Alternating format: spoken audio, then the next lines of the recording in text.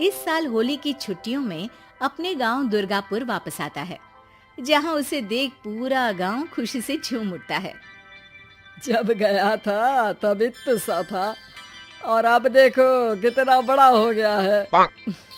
हाँ सरपंच जी, जब मैं गया था तब आप भी बहुत जवान थे और अब देखो कितने बूढ़े हो गए हैं आप।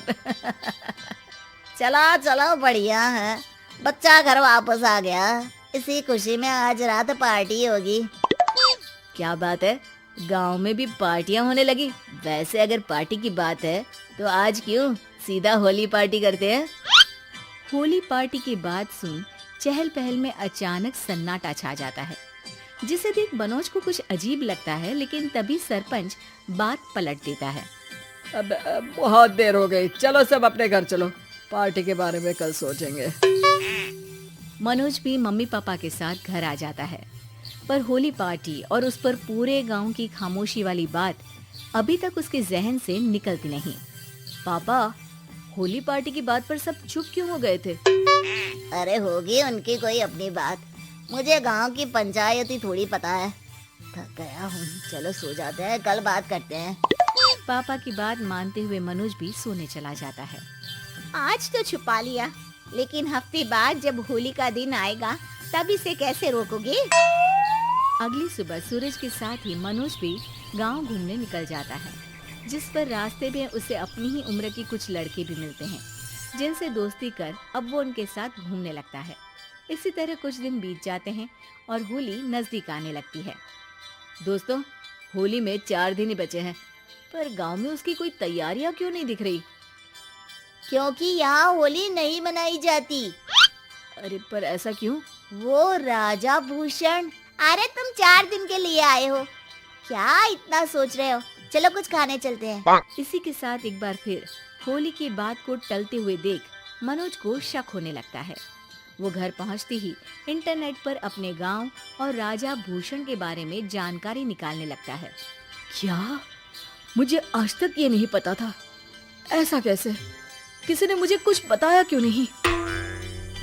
सारी जानकारी लेने के बाद मनोज गांव वालों या अपने मम्मी पापा से कुछ पूछे बिना खुद ही उसकी सच्चाई के बारे में छानबीन करने लगता है, जिसके चलते वो राजा भूषण की हवेली में पहुंचता है। वाह, क्या हवेली है यार। पर क्या यहाँ सच में कोई भूत है? हेलो भूत जी, कोई है क्या? हम इस साल गांव में होली सेलिब्रेट कर रहे हैं, क्या आप उस पर थोड़ा इंटरव्यू देंगे? मनोज के ऐसा बोलते ही गांव में तूफान उठ जाता है और हवेली में रखी सारी चीजें हिलने लगती है। एक अदृश्य शक्ति मनोज को धक्का देकर हवेली से बाहर निकाल दरवाजा बंद कर लेती है। ये सब देख मनोज हैरान रह जाता है। क्या अभी मुझे हवा ने धक्का देकर बाहर निकाल दिया? मेरे होते हुए इस गांव में कभी होली नहीं मन सकती, इसलिए दोबारा ऐसी कोशिश भी मत करना, अंजाम बुरा होगा। आवाज सुन मनोज हैरानी से इधर उधर देखने लगता है, पर उसे कोई दिखाई नहीं देता। वो गांव वापस आ जाता है, जहां तूफान की वजह से सब कुछ तहस महस हो चुका होता है। आखिर ये तूफान आया कैसे? ना ऐसा कोई मौसम था और ना ही हमने होली का त्योहार मनाने की बात की थी। सरपंच की बात पर कोई रिएक्शन दिए बिना मनोज चुपचाप अपने घर चला जाता है। इस तरह देखते ही देखते होली का दिन भी आ जाता है और मनोज रंग लेकर गांव में निकल जाता है, लेकिन गांव पूरी तरह खाली होता है। अरे त्योहार का दिन है, धूमधाम की जगह मातम क्यों मनाया हुआ है?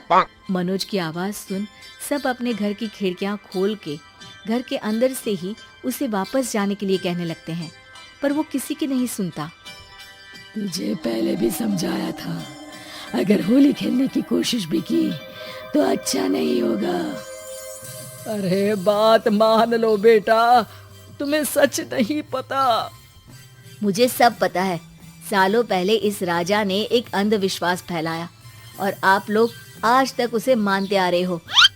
अरे बेटा, जब तुम पैदा भी नहीं हुए थे उससे भी बहुत पहले से इस गांव पर होली का श्राप है। अगर गांव में होली का त्योहार मनाया जाता है तो प्रलय आना पक्की बात होती है। राजा भूषण इस सब में नहीं मानते थे और त्योहार मनाने लगे, जिसके चलते होली वाले ही दिन पहले उनके बेटे की और फिर उनकी मृत्यु हो गई। तभी से गांव की रक्षा के लिए उनकी आत्मा उस हवेली में रह रही है। सबकी बातें सुन मनोज उलझन में पड़ जाता है। सोचना भी मत मनोज, अगर तुमने इस परंपरा को तोड़ने की कोशिश भी की तो उसका परिणाम इस गांव और गांव के लोगों के लिए अच्छा नहीं होगा। मुझे भी यकीन नहीं हो रहा कि आप लोग एक बेतुकी बात को मानकर सालों से रंगों के त्योहार को मातम की तरह मनाते आ रहे हो।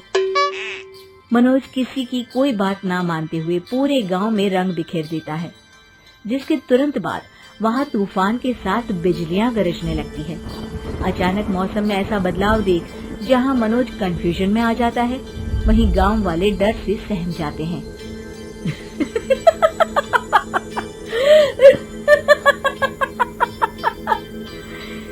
इस लड़के ने हमारे जैसे सिर्फ अपने स्वार्थ के लिए नहीं बल्कि पूरे गांव की खुशियों के लिए यहाँ होली मनाई है, जिस वजह से अब इस गांव पर होली का श्राप टूटता है। ऐसा बोलकर राजा का भूत वहां से गायब हो जाता है, जिसके बाद गांव के लोग धूमधाम से होली मनाते हैं। खुशियों के रंग गांव में बिखरे ही होते हैं कि अगली सुबह अचानक मनोज कहीं गायब हो जाता है और एक बार फिर गांव में होली का नया राज शुरू हो जाता है।